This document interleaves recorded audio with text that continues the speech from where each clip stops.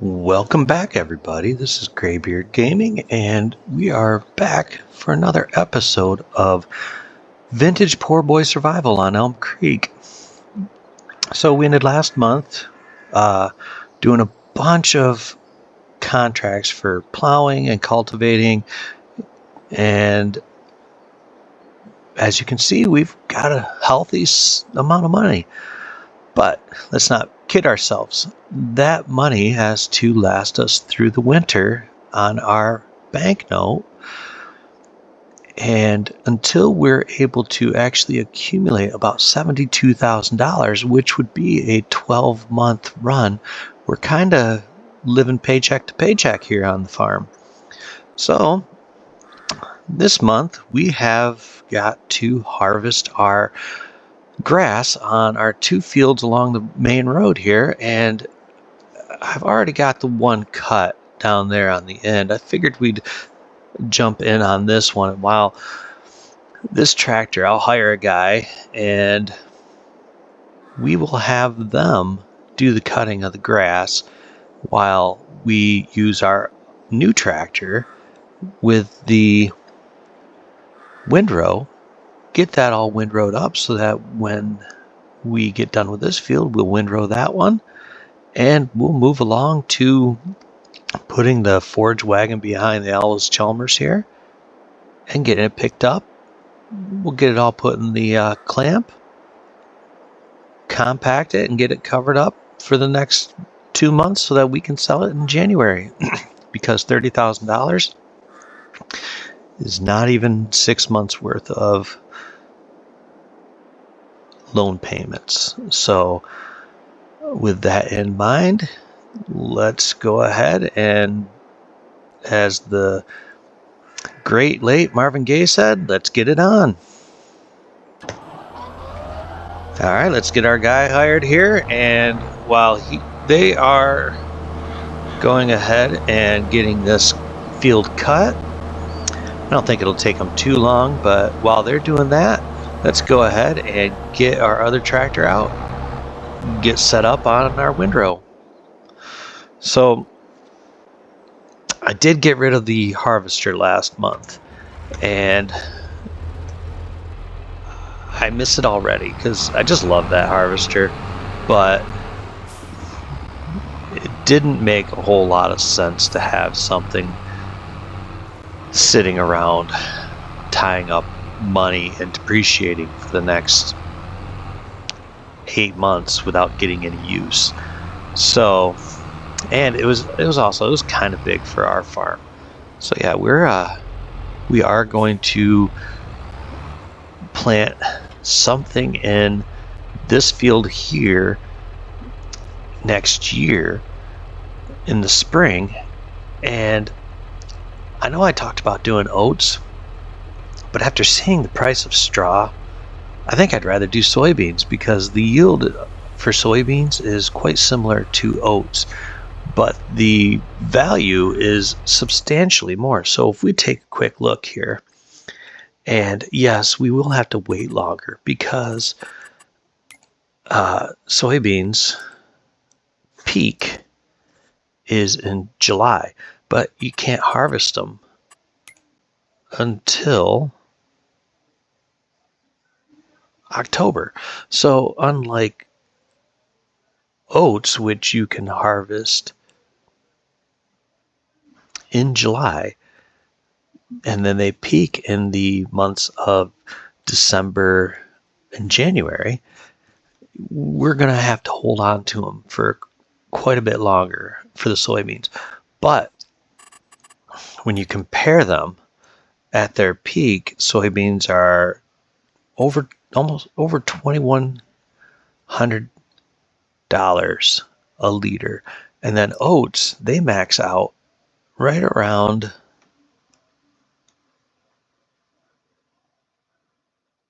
$1,100 a liter. The additional $1,000 a liter is quite substantial, and I think it makes way more sense to do that, because we're going to pick up about 25, maybe 30,000 liters of straw. But when you start looking at the value of straw, it maxes out at about $50 a liter. So that's only $1,500. And $1,500 is not going to close the gap that the sale of soybeans to oats. So I think it's better to go with soybeans in this case. And I know it does sound a little silly when you start thinking that we're going to also do potatoes. But potatoes, they're right around $375 for every 1,000 liters, but they yield so much more than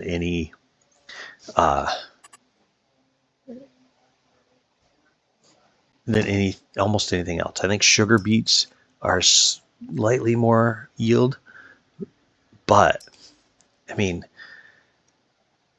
we're going to get a lot of potatoes off that one field. So let's go ahead, let's get this windrower out and get it going so that we are able to windrow the other side of the little driveway here as soon as the Alzheimer's is done cutting. And I'm hoping that the yield on this grass is similar to the other field that we did last month. So we're going to hold our breath and hope that it is. Another thing that I thought about was if we are going to actually do this field as soybeans in the spring, that means we should be able to possibly squeeze another harvest of grass to put in the clamp for silage. And that was also a major factor in my decision to actually make this soybeans instead of oats, because soybeans go in the ground a little bit later in the year, and that in of itself should actually give us a little more of opportunity, I guess is what I'm looking to say, to make some extra money. So yeah, I mean, I know that this is a lot of jumping around on ideas, but I've been trying to figure out what's going to work best for us, what's going to maximize our earning capacity, because I really don't want to do apples, because they make, honestly, they probably make too much, and it would progress this playthrough way too quickly. And with me putting out a video on a daily basis, I think that too much too fast just kind of ruins the playthrough. And I have a feeling, though, also once Farming Simulator 25 is released, that the videos for 22 are going to die out rather quickly. I'm not sure if I'm going to stop, because I'm anticipating a small period of time where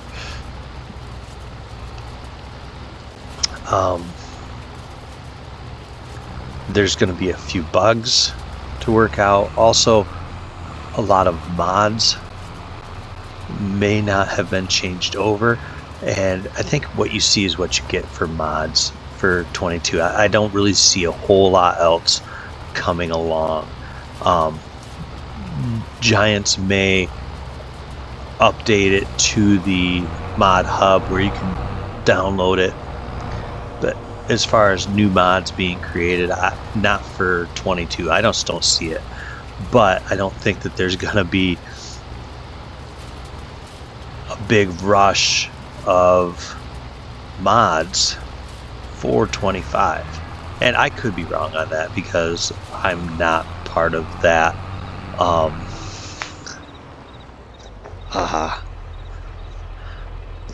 community that makes mods.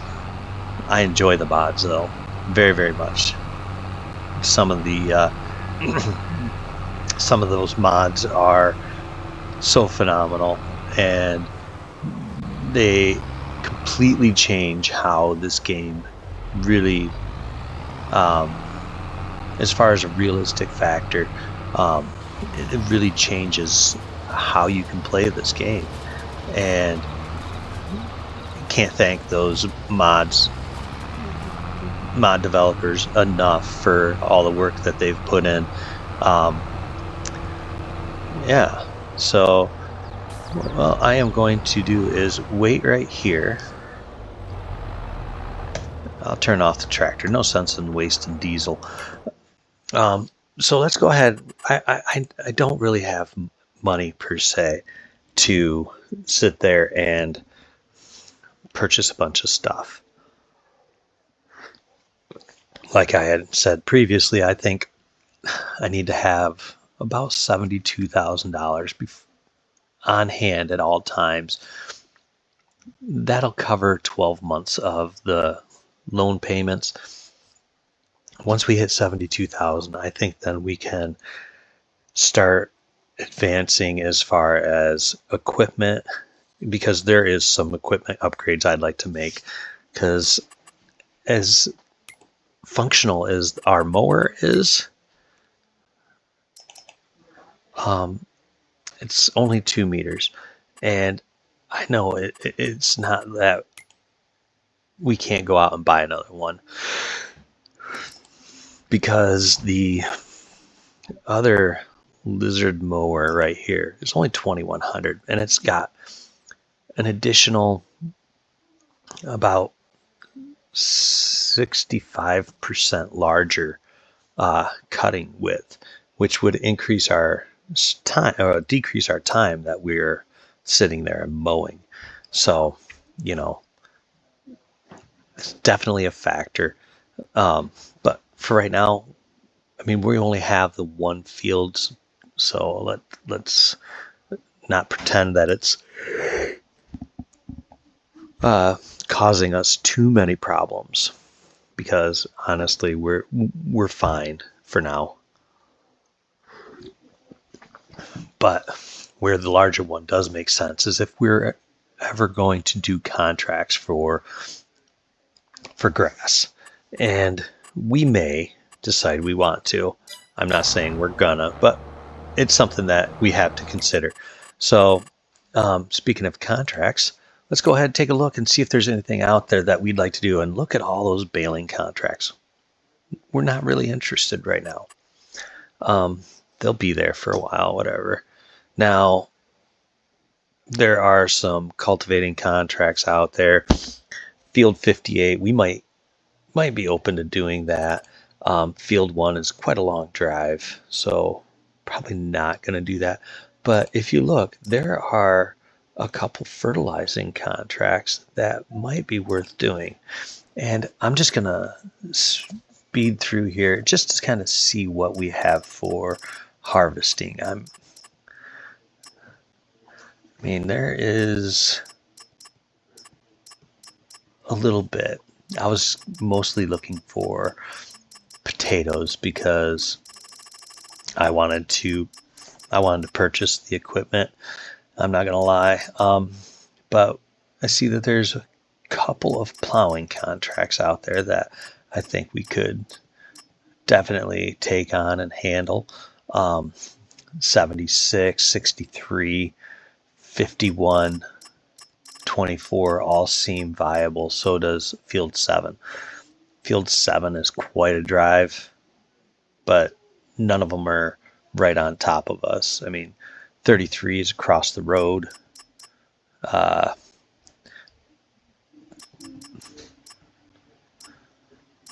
Yeah. So, I mean, we'll get there, but first things first, those are things I can do off camera, because they don't really pertain to the farm itself, whereas the grass is a completely different story. Now,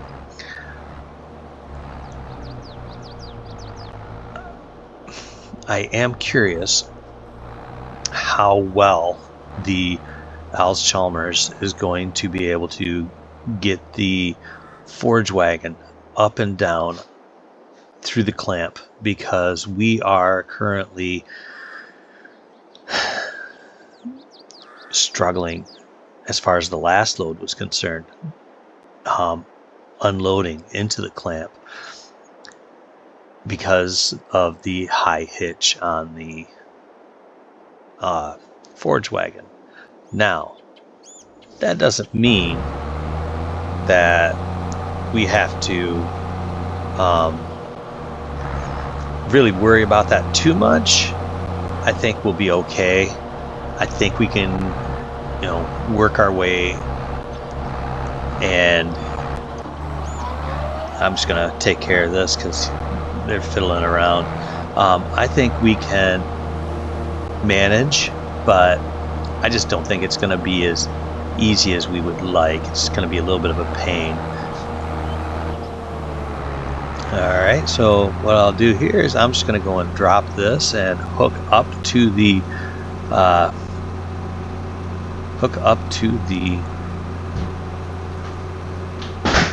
forge wagon, and we will go from there. Because I want to get this all done. I want to get that compacted down early, and then we can go off camera from there and do some contracts, come back, and we'll have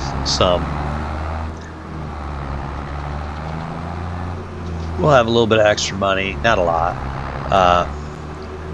and also I just want people to know, though, that I have no intentions of selling harvest that we have off camera.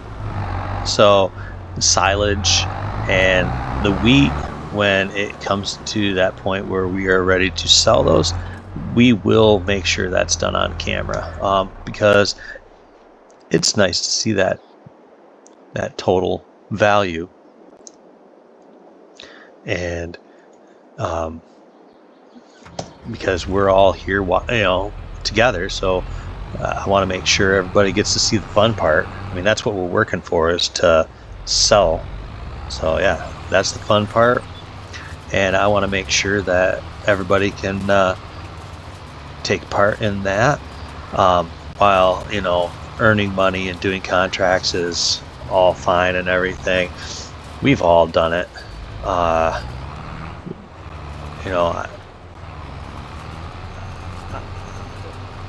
not going on and just adding money. I am going to sit through the contracts, and it does take a little bit of time, but it's not time well spent on video and things of that nature. I actually want our farm to be the features of the videos more than contracts.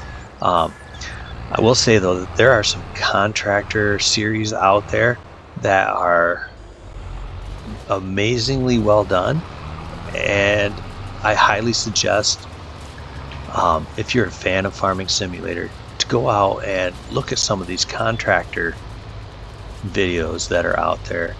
There are some great YouTube content creators providing a different approach. Another one that I would say I've enjoyed watching was the Farm Rescue series by Farm Simulator Socks Way Up, SWU. He is, it's an original idea, as far as the farming simulator aspect, and it's one of the more interesting ideas and I don't think I've seen anyone else do it. Maybe they have, but that's just the one that I know has done it. And I think there's been a lot of vintage survivals out there. I don't know as there's been a lot of the, the poor farmer style ones out there, because we are limiting ourselves to lesser known, less expensive equipment and machinery, such as the Renault tractor, the Elvis Chalmers tractor. I really think that has some appeal. I mean, it's great to watch tractors flying up and down the road at 37 miles an hour, but most farms that I witnessed growing up, they didn't have that kind of equipment unless they were a massive operation. And I'm talking, 500 or more acres, 150 head of cattle, or 1,000 hogs, something of that nature. It just wasn't feasible to operate with such large equipment if you didn't have a large operation. And I try to stay true to that in this series and go from there. We might, before too long, if I continue to get more and more comfortable doing the videos, we might do a Western Wilds or No Man's Land type of playthrough, but I have not decided yet, mostly because I've got my hands full with this playthrough right now, and then having all the other things that I do on a daily basis. This is enough for now. Plus, I don't know as my wife would be too happy with me if I decided to do another playthrough and more video. But what I'm going to do here real quick is I'm just going to go ahead and accept a couple of these fertilizing contracts, and we will go ahead and we're going to start with 47, and we'll probably need more. 47's right behind our farm, and actually 47 is one of the first fields I do want to buy. So this whole back section here, I would love to have the opportunity to purchase all of this on this first little track. And normally when I have played on Elmcreek, I usually go for this first, and in doing so I have a tendency to combine these fields.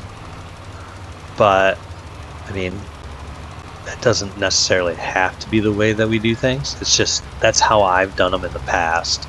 So keep that in mind. What I've done in the past doesn't mean that's what I'm going to do in the future. But yeah. And look, we're up to a 20% discount from this owner's properties. So let's go ahead and complete this. And what we're going to do is we will accept that contract, and we're going to have we're going to hire someone to drive up there. That way we can go ahead and get started on all of our other stuff. All right, so let's go ahead and get this out. And like I said in the past, it's not a functional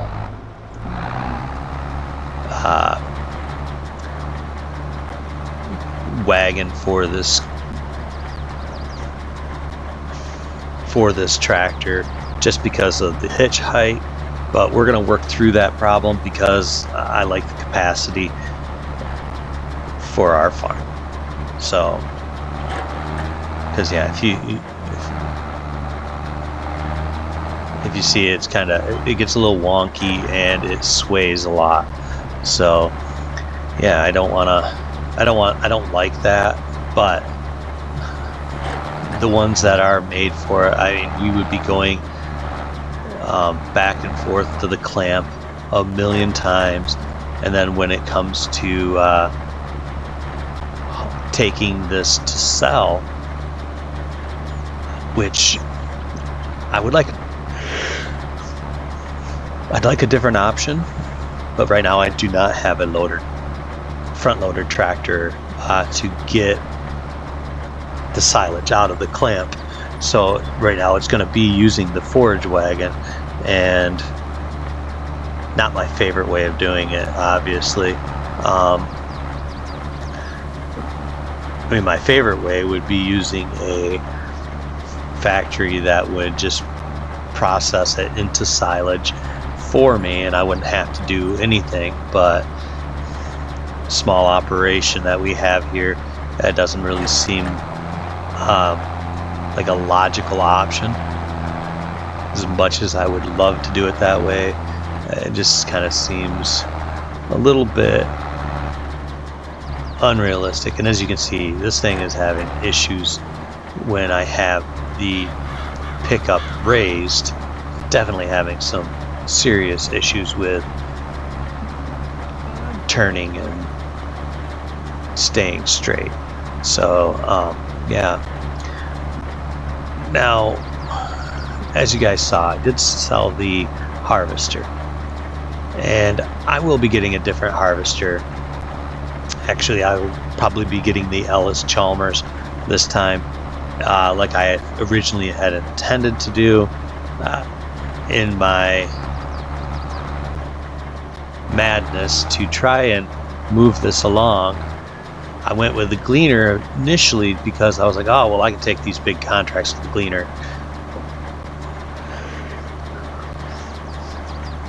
That was a short-sighted approach, and I'm trying to rectify that now because it was more expensive and it was much larger than we actually needed to.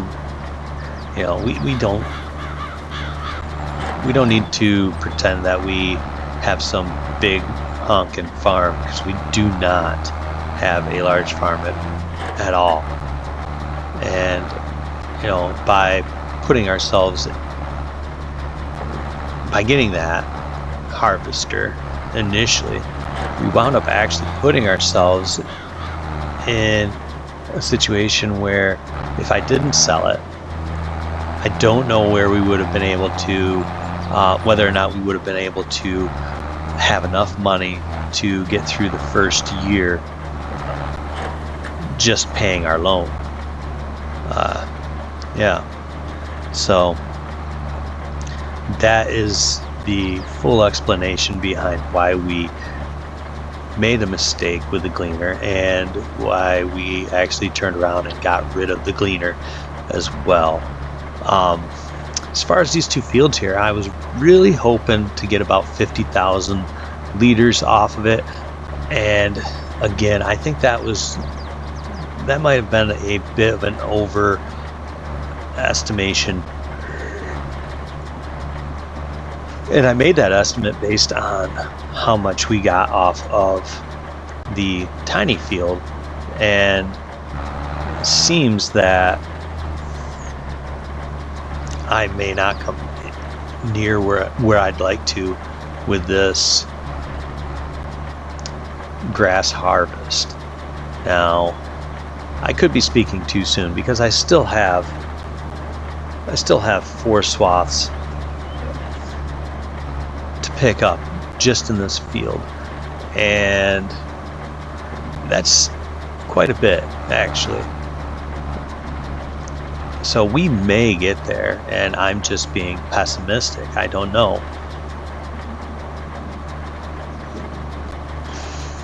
But yeah. So yeah, guys, I know we've talked about a couple other channels, or at least I've talked about it. I know that it's really a one-sided conversation, but I'd love for you guys in the comments to, maybe send me a couple of content creators that are someone that maybe I want to check out, and I can definitely do that. I have a lot of them saved, as I've subscribed to quite a few of the content creators for Farming Simulator, and I mean, I am more than happy to check out another one, because I'm pretty much caught up on everyone that I do watch, and I always like as much insight as I can get, especially from people that are much more seasoned when it comes to creating content than I am, which is pretty much everybody. When you break it down, I am a complete novice at this, if I can even say I'm that gifted at this point. Probably not even a novice. It's just me being hopeful that I'm more than I really truly am. But yeah, is there anybody that's excited for potatoes? Because I have never been excited to do potatoes, but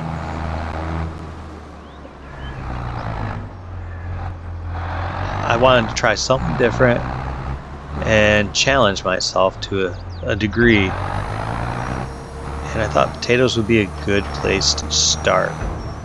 Now, kind of getting to that point on my video where, I mean, the length is a little bit longer than I really wanted to. I enjoyed making those couple, 2-3 videos that were over 45 minutes long, but I feel like we start experiencing some old man rambling, and some of you guys are probably saying, I wish this guy would stop talking, get his stuff harvested, and we can move along to the next thing. And you're probably right, but I do enjoy hanging out with the crowds on YouTube and just kind of playing along, and talking about the different aspects of the game, especially those aspects that we all probably love, and some of those that we hate to deal with. There's not a whole lot in Farming Simulator I don't like, outside of weeds. Weeds to me are probably the biggest pain to deal with, and stones aren't really that bad. I just feel like they're a little too time consuming for what I wanted to try and accomplish with this playthrough, and I don't mind stones. Weeds, however, there's no purpose other than burning fuel, and if you're using herbicide, spending a lot of money to remedy the issue. So that's kind of why I don't like weeds. Stones, at least, you know, they have a value where you can sell them. You'll never earn enough to pay for your stone picker, but at least it's something. After the initial investment in a picker is made, you know, you're not having to continually put more money into clearing up stones outside of general maintenance, which you would have with the sprayer as well. That, I know, it just kind of gets old when, you know, you're doing a playthrough and you're constantly having to go and get herbicide or, you know, fertilizer's a totally different story, because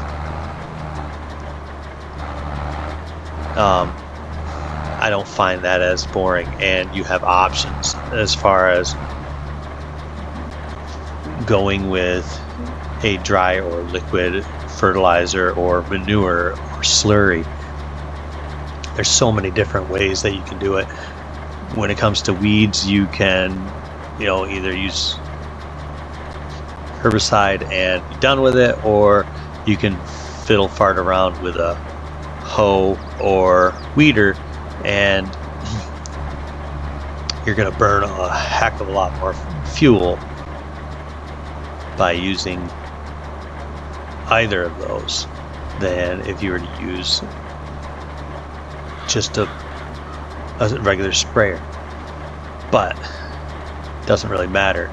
I hate everything there is about weeds, so I try to just kind of not incorporate them into any of my playthroughs for my own sanity.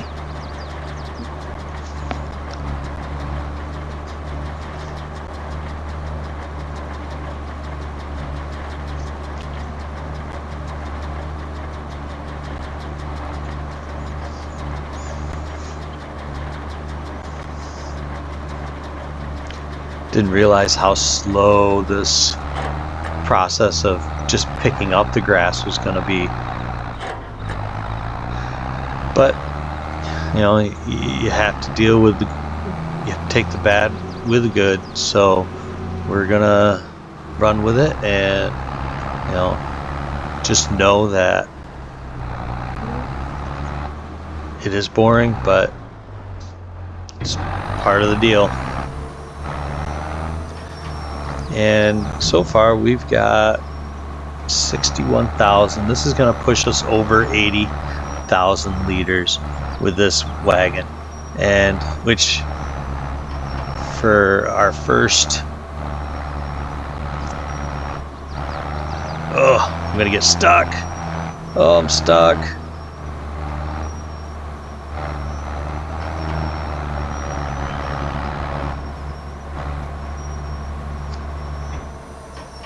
Have to stop unloading. Maybe I can get enough. I've probably got too much. Yeah, I had too much of my tractor's power was tied up into trying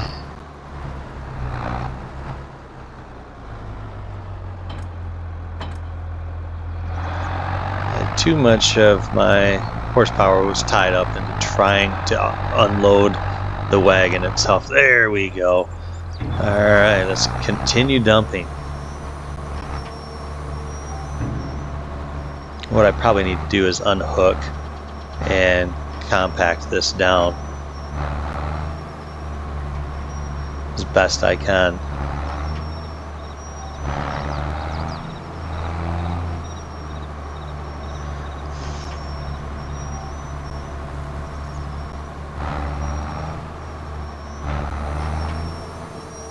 So I think that's what I'll do, is I'll go ahead, pull this over to here, and then I'm going to go ahead and just kind of drive back and forth over this and compact it down so that we are able to continue on with unloading into our clamp more grass. Oh, Look at that. This is almost like a monster truck rally.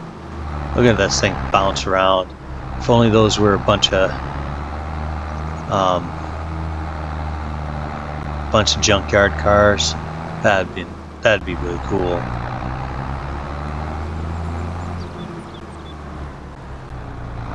But yeah, we're getting it to the point where it's getting a little bit easier to drive over already. And usually that first 50 to 70% compacts really quickly. It's usually the last 30% that seems like it takes forever. And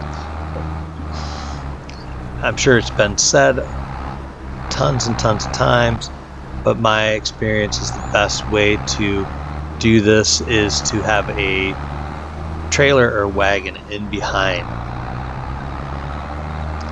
and that helps so much with it's almost like having two tractors drive over this at the same time when you are able to pull a wagon, or I generally use just a field roller to compact it down.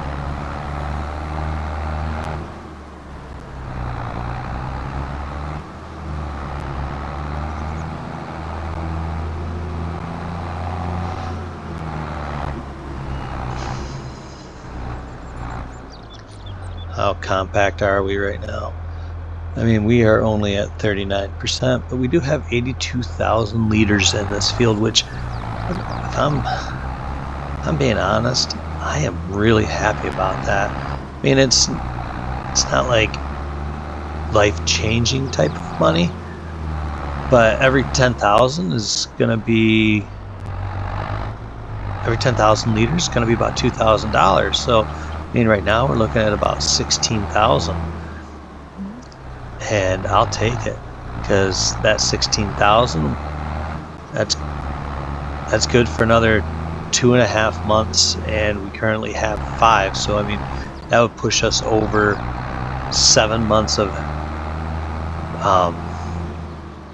over 7 months time where we would be able to not have to worry about having money for our loan. And the other item would be our wheat, which is probably going to give us about 7,500, which between those two things, I mean, you're probably at $23,000 between the sale of what's in the clamp right now and the wheat, and that's almost 3 months that it buys us. And right now that would get us to 8 months out of the 12. So I mean, yeah, I've done a lot of math on this, trying to figure out how can we make sure that we're paying it. So what I think I'm going to do is I think I'm going to wrap it up here for today, and we will pick it up next time with finishing off the picking up. Actually, I might pick up the rest off camera, but then we'll offload it and compact down the clamp the rest of the way and get it blanketed in our next episode, which I believe will be our 10th episode for this series, which is really exciting for me because I did not know if I would have the ambition to do 10 episodes. So, all right, guys, I think that's going to be all for today. Thank you much for tuning in. Like and subscribe, share the video if you would. That would be fantastic. I'd appreciate it a lot. Go ahead and comment. I love reading comments. So that would be great to hear from you guys. And as always, I hope you guys have a wonderful day. Be safe, and we will see you next time on Vintage Poor Boy Survival.